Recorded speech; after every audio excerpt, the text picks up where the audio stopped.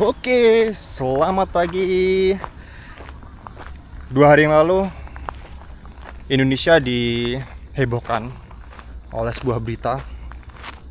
Seorang penyanyi terkenal, penyanyi yang memiliki suara unik di Indonesia, penyanyi pria solois terbaik di Indonesia, Vidi Aldiano, setelah berjuang 6 tahun melawan kanker, termasuk kanker yang bisa dibilang kanker yang langka, kanker ginjal. Akhirnya Vidi Aldiano meninggalkan dunia. Dan semua media sosial itu kayak memberitakan Vidi Aldiano. Mulai dari teman-temannya, sebagai seorang duta persahabatan, banyak sekali teman-teman artisnya itu yang kayak membuat sebuah obituari dan lain-lain kayak gitu. Ada sebuah hal yang pengen aku bahas di perjalanan kali ini, nggak jauh dari pola netizen.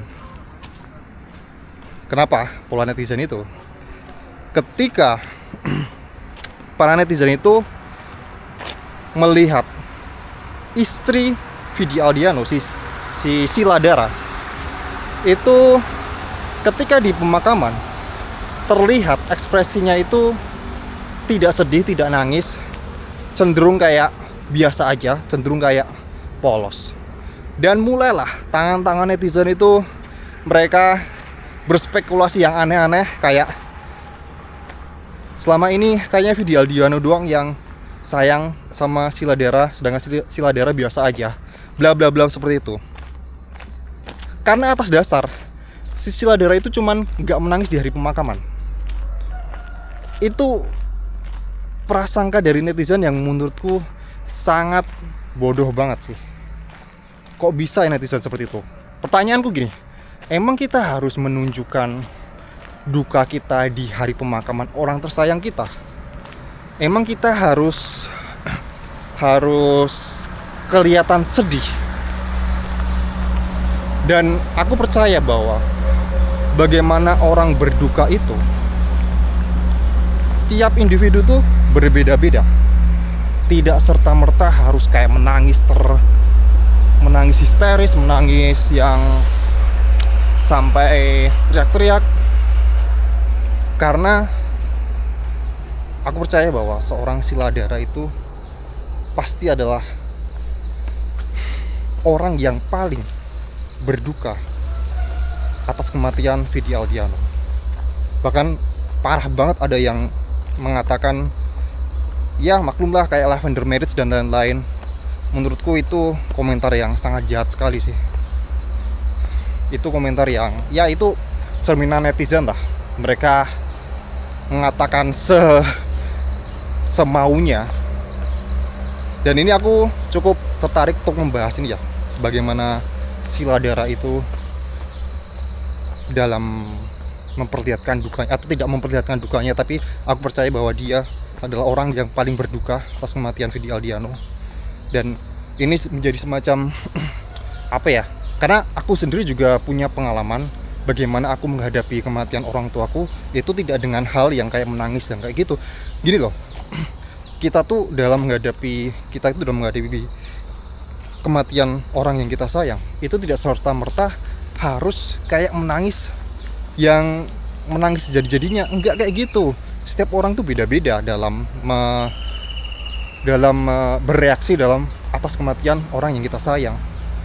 Ini menarik untuk dibahas, dan sebelumnya kita lakukan ritual Caminante terlebih dahulu. Ritual melihat jam. Sebelum kita membahas tentang bagaimana seharusnya, bukan bagaimana seharusnya ya, bagaimana kita menyikapi dalam duka. Karena setiap orang itu memiliki cara berdukanya masing-masing. Oke? Kita lakukan ritual Caminante terlebih dahulu. Jadi sekarang pukul 5.35. Bentar, kok mati ya? 10 Maret 2026, hari Selasa. Selamat hari Selasa. Aku menggunakan lightning kali ini karena tadi kan sempat gelap ya. Jadi aku gunakan, nah kalau kamu lihat sini juga masih gelap kan. Ini setengah 6. Wih, tapi kelihatan bagus banget ya kalau di kamera. Aslinya juga bagus sih. Wow. Kita jalan pagi setengah 6 berolahraga pagi. Mungkin buat yang baru mengikuti perjalananku, welcome to Caminante Subuh Edition. Kata Pak Langgeng ini Subuh Edition. Tapi nggak sesubuh kemarin sih. Tapi bisa dianggap ini adalah edisi Caminante yang belum terpapar sinar matahari terik. Ya bisa dibilang Subuh Edition. Dan aku memiliki misi buat yang baru ya. Aku memiliki misi untuk jalan pagi sambil bercerita seperti ini selama 1000 hari ke depan. Dan ini adalah hari ke-60. 2 bulan pas aku berjalan pagi setiap hari. Sejauh ini belum ada yang bolong. Ini adalah sesuatu yang menurutku kalau 1000 hari masih panjang banget ya. Masih panjang banget, tapi ini sesuatu yang bisa aku rayakan. Karena ya aku gak nyangka juga bisa 2 bulan di sini. Dan yang lebih gak nyangka lagi adalah apa yang ku kerjakan.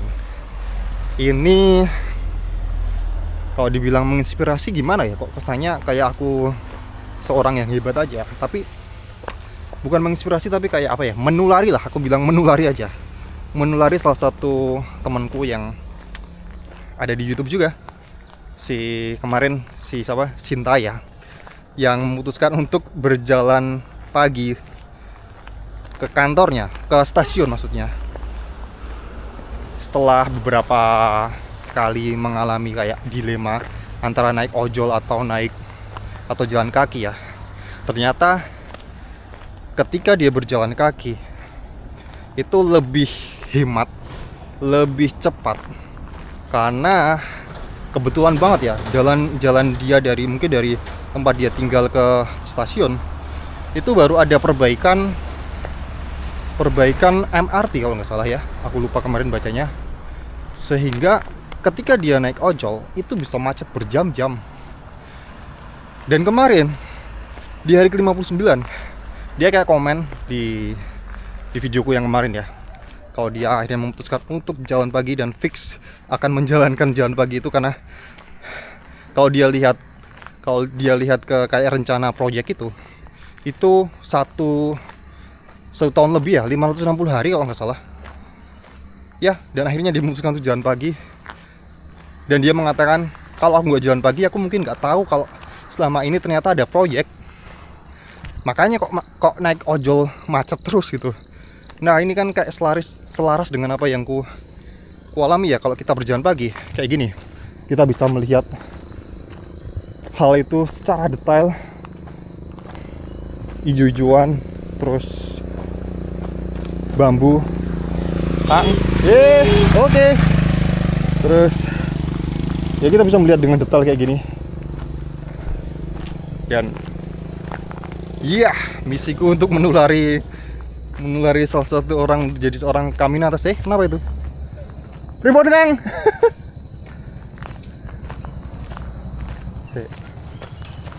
Kenapa itu?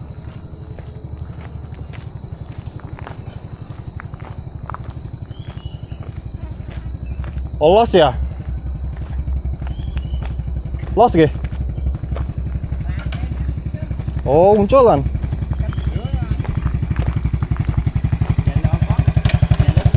Oh, itu jauh banget, Pak.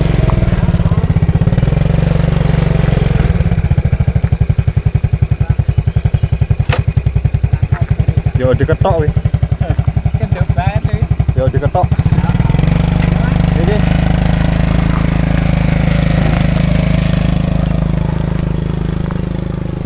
Sampai mana tadi? Ya, thank you pokoknya buat yang udah mengikuti perjalananku selama 2 bulan ini. Dan buat mungkin aku berharap akan ada Sintaya yang lain yang menjadi Caminantes, berjalan kaki setiap hari. Nggak setiap hari juga sih, kayak misalnya mungkin ketika bekerja kayak si Sintaya tadi kan, dia pertimbangannya naik ojol. Ada kereta sebenarnya. Duh, terlalu cepat. Ntar naik ojol sama jalan kaki. ternyata lebih worth it jalan kaki itu loh. Oke, anyway, itu adalah sedikit perayaan 2 bulanku dalam berjalan kaki secara konsisten. Kita mau bahas lagi tentang fenomena netizen tadi ya, yang seolah-olah menjadi apa ya, menjadi polisi moral, bisa dibilang gitu gak sih, atas mereka itu gini loh, mereka hanya melihat apa yang ada di video, di layar lah kayak gitu. Emangnya kamu tahu kalau ternyata setelah acara pemakaman itu berlangsung, mungkin Sheila Dara adalah orang yang nangisnya paling kenceng, yang nangisnya paling lama atas kepergian suaminya, ya kan? Rata-rata netizen itu hanya melihat yang ada di layar. Kayak gini lah, selain dia ngejudge Sheila Dara ya, yang seolah-olah kayak kok nggak sedih dan lain-lain gitu. Kayak artis-artis lain yang nggak ngucapin bela sungkawa ke Vidi Aldiano, dianggap nggak punya empati, nggak punya rasa apa ya, nggak punya empati lah pokoknya, kurang lebih kayak gitu.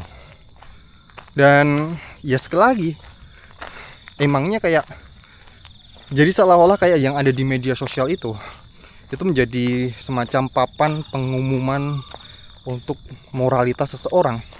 Kita nggak tahu ya, katakanlah siapa ya, gini deh, Reza Radian kan nggak punya medsos ya, tapi dia kan kemarin aku lihat dia mendatangi makamnya Vidi Aldiano. Nggak tahu kan kita di belakangnya itu juga. Terus ya mungkin banyak lah orang-orang yang mungkin nggak terlalu aktif di medsos, tapi bukan berarti kemudian netizen tuh bisa saenak mudeli dewe gitu untuk mengatakan ya dia nggak empati, nggak ngucapin bela sungkawa gitu ya. Nah, kebanyakan netizen itu melihat dari apa yang ada di layar gitu loh. Itu problemnya. Wow, udah mulai terang.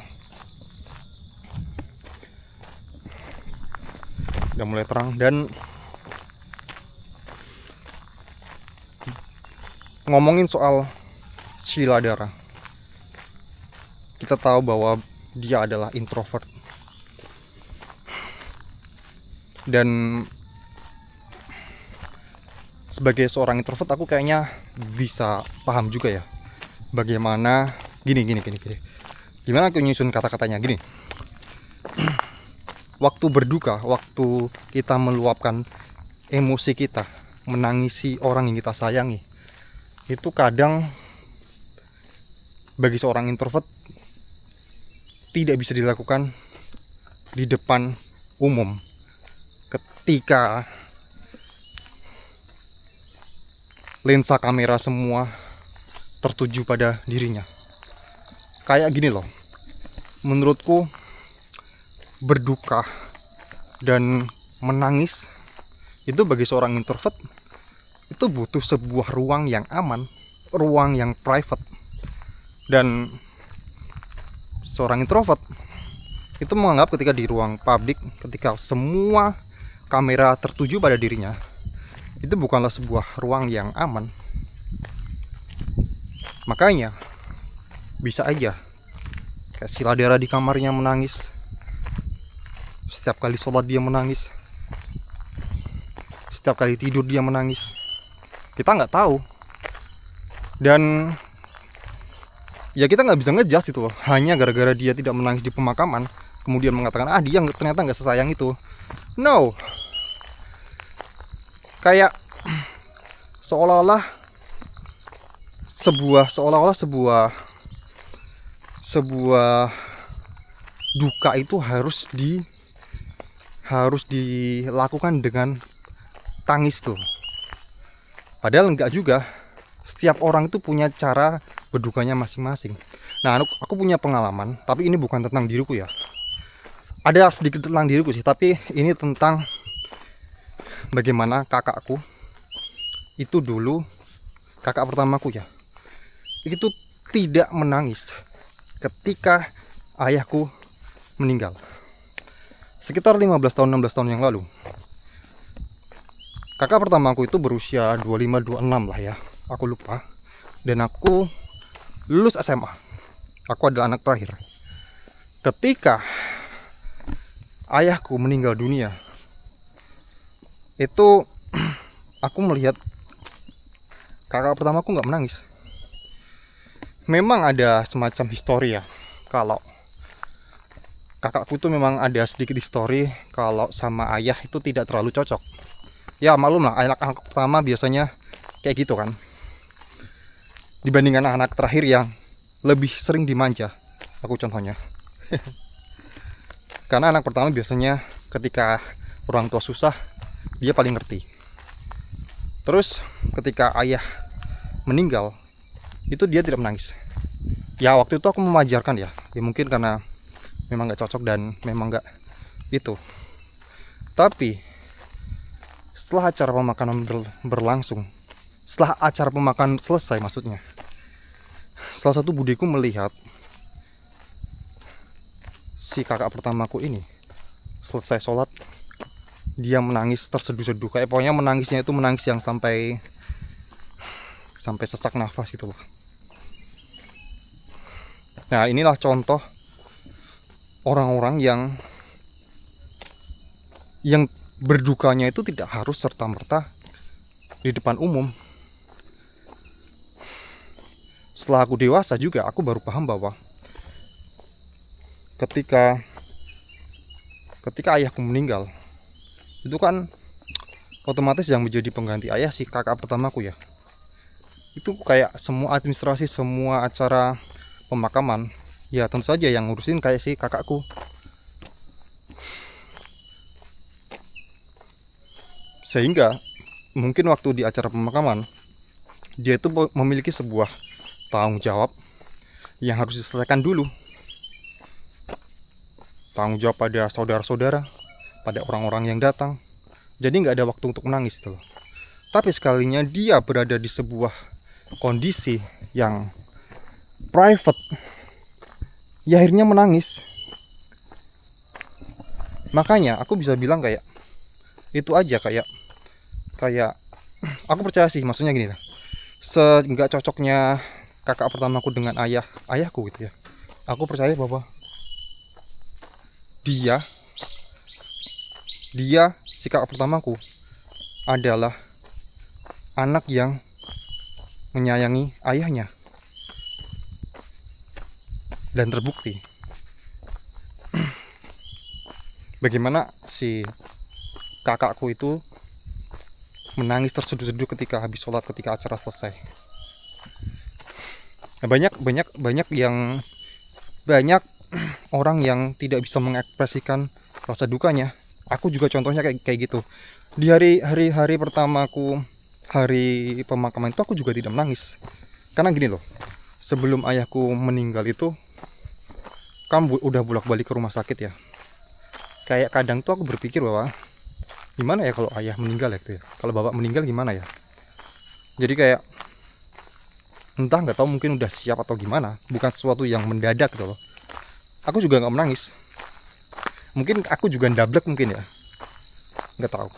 Tapi aku pernah cerita juga kalau rasa sedih itu datang ketika di masa-masa sulitku, dimana aku merasa kok aku butuh bimbingan ya, aku butuh guide dari seorang ayah ya. Ketika aku di usia yang di awal 20-an yang tersesat lah ibaratnya, itu aku kayak merasa butuh ayah. Dan waktu itulah aku ngerasa sedih bahwa ternyata nggak ada yang membimbing aku. Dan berduka itu masing-masing berbeda. Ada kayak ini loh, pernah dengar istilah 5 steps of grief gak? Dimulai dari 5 steps of grief tuh 5 tahap dalam duka. Dimulai dari denial, kemudian anger, terus kemudian apa lagi ya, aku lupa ya. Terus ya denial, pokoknya ada 5 tahap lah. Sampai akhirnya tuh acceptance atau penerimaan. Aku lupa ada depression juga. Yang ketiga itu lupa, mungkin kamu bisa komentar kalau kamu tahu. Wow.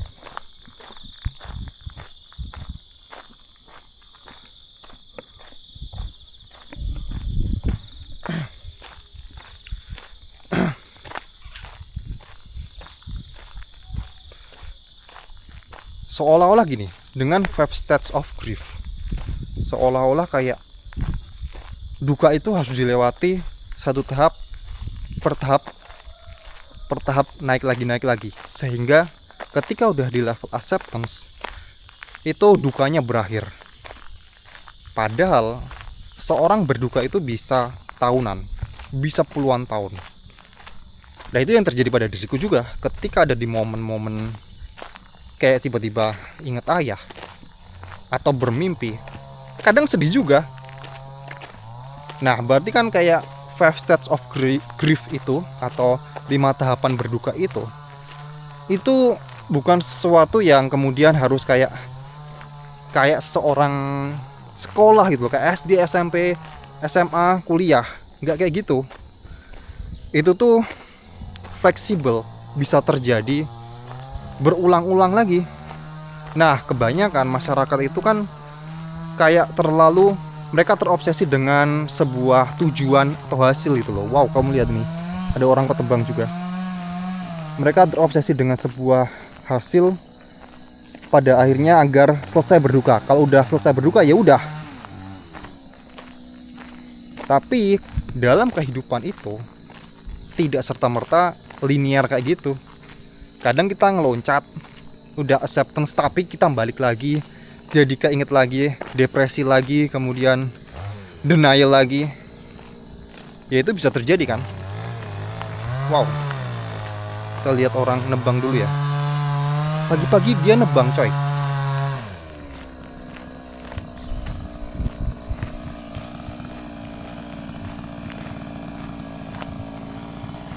Gak sih? Kok gak sih? Iya.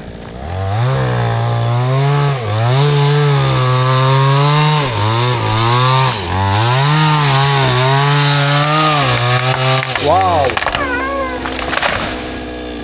Untung aku selewat yo.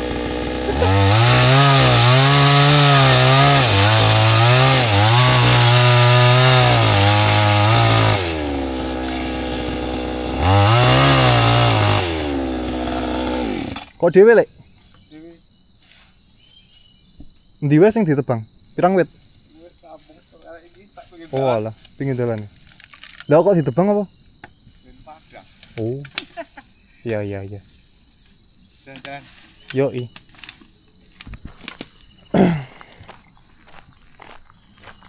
Jurang tuh lek. Pojo. Oh, Jurangka. Oke. Wow, kamu lihat depan tuh.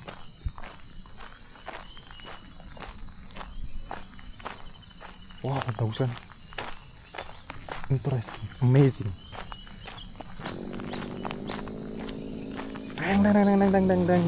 Deng. Jadi harus diketahui ya bahwa bagaimana orang berduka itu berbeda-beda. Tidak serta-merta. Ya mungkin ada orang yang bisa. Aku nggak menyalahkan juga orang yang menangis ya, karena ekspresi itu kan beda-beda. Bisa menangis di ketika hari pemakaman, mungkin barangkali karena meninggalnya mendadak. Mungkin kayak si Sila Dara itu, kan Vidi Aldiano udah sakit-sakitan lama ya. Aku percaya mungkin si Sila Dara itu udah kayak mempersiapkan jauh-jauh hari untuk kemungkinan terburuknya. Ya akhirnya dia tidak memperlihatkan rasa sedihnya itu ketika di hari pemakaman. Tapi bukan berarti juga kan dia tidak sedih. Kita tidak bisa ngejudge. Wow, kamu lihat nih.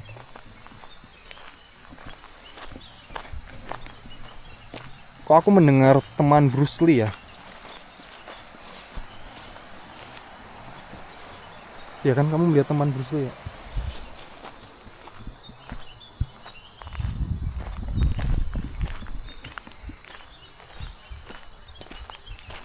Kita tidak bisa ngejudge orang bagaimana orang berduka. Berduka itu bisa berulang-ulang. Ya itu juga yang kualamin sih. Jadi ya begitulah. Begitulah tentang tanggapanku netizen yang mengatakan, yang menurutku agak brengsek sih, sampai mengatakan lavender marriage-nya itu loh. Dikira tuh ya wajar lah si Ladera itu sama Vidi lavender marriage, sehingga ketika Vidi meninggal itu dia nggak sedih. Itu menurutku brengsek sih, sampai kayak gitu, kayak seolah-olah paling tahu gitu loh yang kayak gitu. Padahal ya sekali lagi lah, sekarang jangan 100% percaya di media sosial lah. Kita nggak tahu behind this, kayak apa ya, kayak gunung es kan, kayak gunung es di laut itu kan. Yang kita tahu cuman permukaan aja. Tapi kadang kita cuma tahu permukaan, kita udah ngejudge. Itu problemnya. Wow, kita udah sampai mau garis finish. Itu adalah garis finish depannya. Wow, ini beneran ada Bruce Lee, teman Bruce Lee.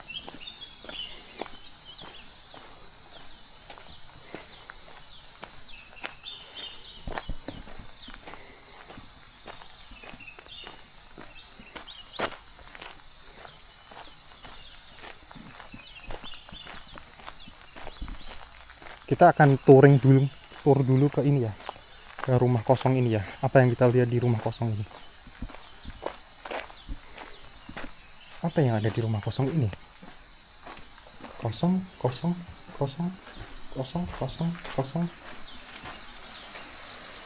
Oh, kamu lihat kan teman Bruce Lee itu, ada air di situ, di bawah sini persis.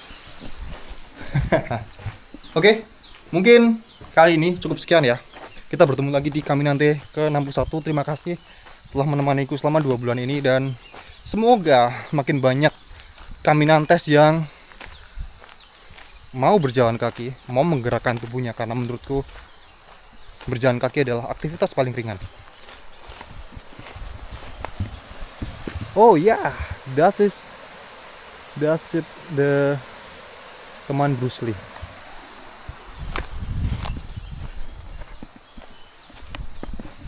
Thank you.